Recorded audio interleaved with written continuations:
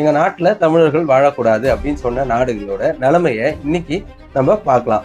இது வந்து சிங்களர்களுக்கு தான் சொந்தம் அப்படின்னு சொன்னாங்களோ அன்னையில ஆரம்பிச்சது அவங்களோட வீழ்ச்சி. இன்னைய வரும் பர்மால தமிழர்கள் எப்படி போனாங்க, அங்கிருந்து தமிழர்கள் ஏன் திருப்பி அனுப்பப்பட்டாங்க, ராணுவ ஆட்சிக்கு கீழே இருக்கிற மக்களோட வேதனை அவங்களுக்கு தான் தெரியும். வடகொரியாவை எப்படி கம்பேர் பண்றோமோ அதே மாதிரி இங்கேயும் கம்பேர் பண்ணிக்கலாம். பர்மாலே இருந்திருக்கலாமா இல்ல இங்க வந்தது நல்லதான்னு இந்திய அரசாங்கமும் அந்தந்த மாநில அரசாங்கமும் என்னென்ன நல்லது பண்ணுச்சு அப்படின்றத லைனா பார்த்தோம். பஞ்சாப் சீக்கியர்கள் இவங்க வந்து பாத்தீங்கன்னா ஆர்மிலையும் போலீஸ்லயும் வந்திருக்காங்க. இப்போ நம்ம ஊர்ல தமிழ்நாட்டுல எப்படி வியாபாரம் பண்றாங்களோ அதே நகை வியாபாரம் தான் அங்க பண்றாங்க. இப்படி பர்மா ஃபுல்லா பரவி இருக்கிற இந்தியர்கள் பாத்தீங்கன்னா அவங்களோட 60% பொருளாதாரத்தை, பர்மாவோட 60% பொருளாதாரத்தை வந்து இந்தியர்கள் தான் கையில் வச்சிருக்கிறாங்க. விசாகப்பட்டினம் அப்புறம் வந்து காக்கிநாடா இந்த 2 இடத்துலயும் வந்து கவர்மெண்ட் சார்பா குடி வைக்கப்படுறாங்க. சென்னையில பாத்தீங்கன்னா பர்மா பஜார், திருச்சி, மதுரை, திருநெல்வேலி அவங்களுக்கு வேலை வாய்ப்புல இடஒதுக்கீடு கொடுத்தாங்க. அப்புறம் வந்து வணிகம் செஞ்சுக்கிறதுக்கான கடன்கள், சிறு கடன்கள் கொடுத்தாங்க.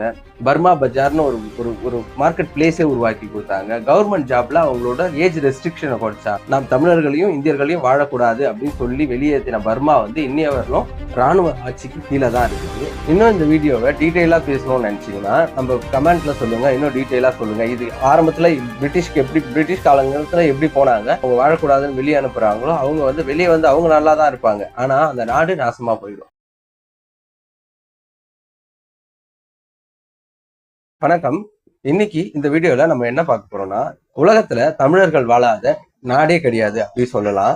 ஆனா அந்த அப்படியாப்பட்ட தமிழர்களை அந்த நாட்டை விட்டு, அந்த பூர்வக்குடியா இருந்தாலும் சரி இல்ல அங்க வாழ போனவங்களா இருந்தாலும் சரி, எங்க நாட்டுல தமிழர்கள் வாழக்கூடாது அப்படின்னு சொன்ன நாடுகளோட நிலைமையை இன்னைக்கு நம்ம பார்க்கலாம்.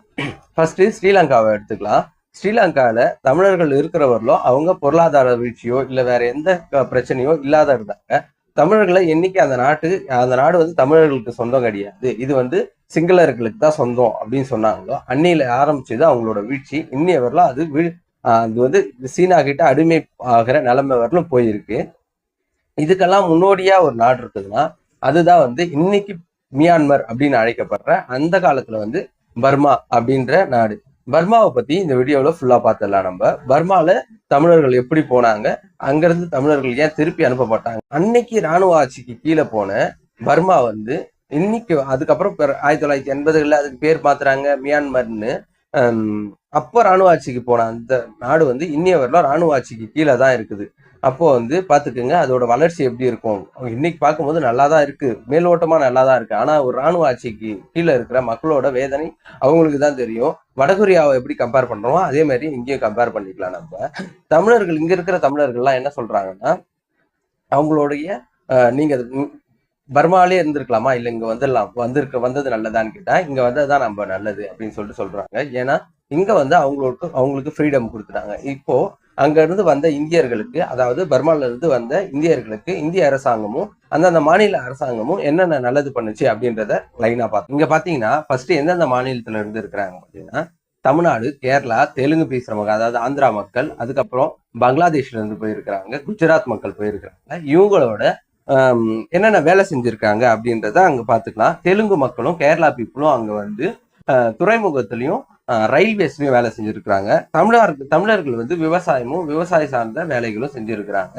அதுக்கப்புறம் பஞ்சாப் சீக்கியர்கள் இவங்க வந்து பாத்தீங்கன்னா ஆர்மிலையும் போலீஸ்லயும் வந்திருக்கிறாங்க. அதுக்கப்புறம் பாத்தீங்கன்னா மார்வாடிஸ், அதாவது குஜராத்ல இருந்து சென்ற மார்வாடிஸ் வந்து அங்க வந்து இப்போ நம்ம ஊர்ல தமிழ்நாட்டுல எப்படி வியாபாரம் பண்றாங்களோ அதே நகை வியாபாரம் தான் அங்க பண்றாங்க. அதுக்கப்புறம் பாத்தீங்கன்னா வெஸ்ட் பெங்கால், அதாவது பெங்கால்ல இருந்து போனவங்க பாத்தீங்கன்னா புலவர்கள், அதாவது வந்து டீச்சர்ஸா இருந்திருக்கிறாங்க, கல்வி சார்ந்த நிறுவனங்கள்ல வேலை செஞ்சிருக்கிறாங்க. இப்படி பர்மா ஃபுல்லா பரவி இருக்கிற இந்தியர்கள் பாத்தீங்கன்னா அவங்களோட 60% பொருளாதாரத்தை, பர்மாவோட 60% பொருளாதாரத்தை வந்து இந்தியர்கள் தான் கையில வச்சிருக்கிறாங்க. இந்த இந்தியர்களையும் ஸ்பெசிபிக்கா தமிழர்கள் எவ்வளவு பெர்சன்டேஜ் இருக்கிறாங்கன்னா 70 to 80% வந்து பர்மால தமிழர்கள் தான். இந்தியா சார்பா போயிருக்கிறவங்களும் தமிழர்கள் 80% வரலும் இருக்கிறாங்க. இப்போ பாத்தீங்கன்னா நேரு வந்து அங்க பேச்சுவார்த்தை நடத்தி இங்க வந்து கூட்டிட்டு வந்துட்டார். இந்தியர்களை வந்து திருப்பி இங்க கூட்டிட்டு வந்துட்டாருன்னு வச்சுங்களேன். இதுக்கு வந்து இவங்கெல்லாம் எங்க தங்க வச்சாங்க அப்படின்னு பாத்தீங்கன்னா, இதுல வந்து குஜராத்ல போனவங்க எங்க போனாங்கன்னே தெரியல. அந்த மார்வாடிஸ் வந்து திருப்பி அவங்க நகை வியாபாரத்துக்கே போயிட்டாங்க. வெஸ்ட் பெங்கால்லயும் என்ன நடந்தது தெரியல. ஆனா ஆந்திர பிரதேஷ்ல வந்து விசாகப்பட்டினம் அப்புறம் வந்து காக்கிநாடா இந்த 2 இடத்துலயும் வந்து கவர்மெண்ட் சார்பா குடி வைக்கப்படுறாங்க.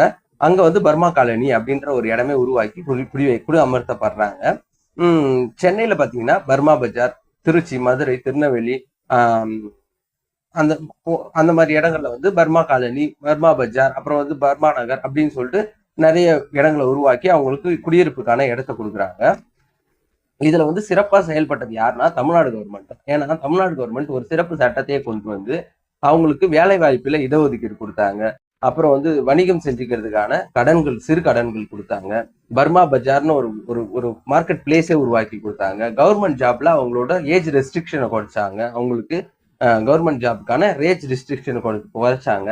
இதெல்லாம் பாத்தீங்கன்னா நம்ம முன்னாலேயே சொன்ன மாதிரி இங்க தமிழர்கள், இப்ப இருக்கிற தமிழர்கள் வந்து நீங்க பர்மால இருக்கிறீங்களா, இல்ல பர்மால இருந்திருந்தா நல்லா இருக்குமா, இல்ல இங்க இருக்கிறது நல்லா இருக்குதா அப்படின்னு கேட்டீங்கன்னா எல்லாருமே என்ன சொல்றாங்கன்னா இங்க இருக்கிறது தான் நல்லா இருக்குது. ஏன்னா நாம் தமிழர்களையும் இந்தியர்களையும் வாழக்கூடாது அப்படின்னு சொல்லி வெளியேற்றின பர்மா வந்து இன்னைய வரலும் ராணுவ ஆட்சிக்கு கீழே தான் இருக்குது.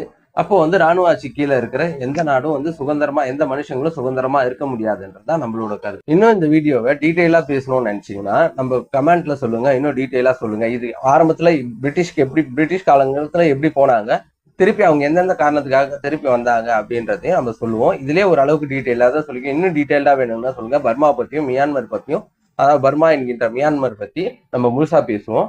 அது மட்டும் இல்லாம இந்த விஷயத்த இந்த ஒரு வீடியோ மூலியமா நம்ம என்ன கத்துக்கலாம்னா, தமிழ்நாட்டை மட்டும் இல்ல, தமிழர்கள் எங்கெங்கெல்லாம் வாழ்றாங்களோ அவங்களுக்கு எங்கெங்கெல்லாம் வந்து அநீதி இயக்கப்படுதோ, அநீதியா பண்றாங்களோ, அவங்க வாழக்கூடாதுன்னு வெளியே அனுப்புறாங்களோ, அவங்க வந்து வெளியே வந்து அவங்க நல்லா தான் இருப்பாங்க. ஆனா அந்த நாடு நாசமா போயிடும்.